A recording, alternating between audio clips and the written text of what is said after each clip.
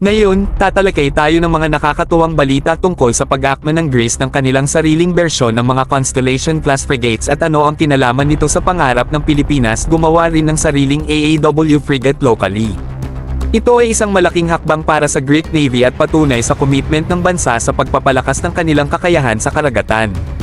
Ang kakaibang bagay tungkol sa pagbili na ito ay ang diin sa domestic production at localization ng modelo upang mas maayos na magamit ang mga ito sa pangangailangan ng Greece. Maganda na makita ang Greece na kumikilos para sa kanilang sariling pangangailangan sa depensa at nag-i-invest sa teknolohiya na maglilingkod sa kanilang pambansang interes. Nararapat banggitin na ang Fincantieri Marinette Marine, FMM, ang nagdisenyo ng Constellation, isang binagong disenyo na nakabatay sa FREMM architecture.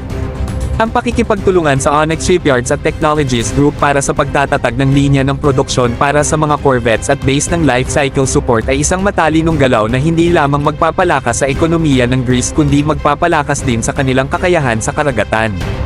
Dahil sa plano na itatayo ang pasilidad sa Onyx Naval and Maritime ELEFSA Shipyards, inaasahan na ang ELEFSA Shipyards ay magiging isang pangunahing aktor sa produksyon ng mga bagong frigates. Ito ay isang mahusay na halimbawa kung paano ang mga investment sa depensa ay maaari ring magdala ng paglago sa ekonomiya at paglikha ng trabaho. Bilang isang Pilipino, hindi natin maiwasang ihambing ang paraan ng pag-approach ng Greece sa mga pangangailangan ng AAW frigate sa Pilipinas. Ang template na itinakda ng paraan ng Greece ay maaaring maging isang mahalagang gabay para sa Philippine Navy habang tinatahak nito ang sariling landas patungo sa modernisasyon ng kanilang flotang pandigma. Nakaka-inspire na makita ang mga bansa na kumikilos para sa kanilang pangangailangan sa depensa at nag-i-invest sa cutting-edge na teknolohiya para sa isang mas ligtas na kinabukasan.